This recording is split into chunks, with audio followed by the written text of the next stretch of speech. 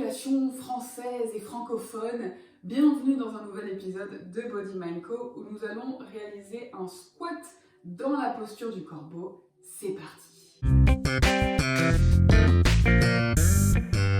Si vous n'avez pas suivi la vidéo de la semaine dernière, c'était la posture du corbeau, et la vidéo de la semaine d'avant qui préparait à la posture du corbeau, il va falloir revenir encore une fois à ces vidéos puisqu'aujourd'hui nous allons venir squatter dans la posture du corbeau. Donc ça va être beaucoup plus compliqué si vous n'avez pas suivi les vidéos d'avant. Encore une fois, c'est un petit peu plus avancé, donc il faut être assez souple au niveau des hanches pour pouvoir descendre.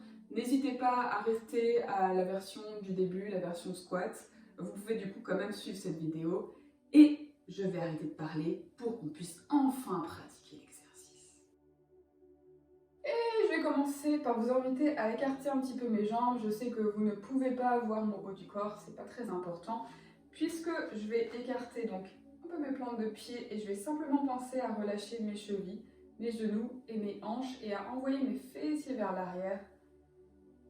Gardez la colonne longue et basculez légèrement vers l'avant avec le haut du corps, donc de profil.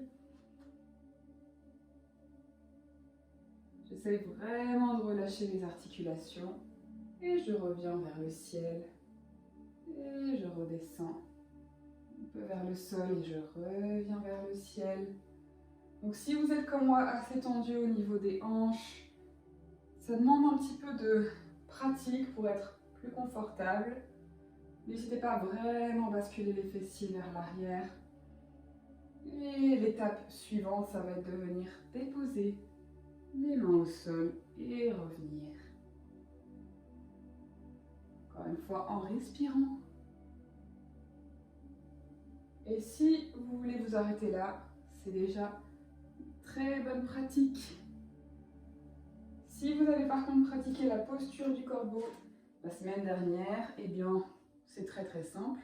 On peut retrouver avec le squat notre position où on va caler les coudes, le regard entre les mains et retrouver notre corbeau.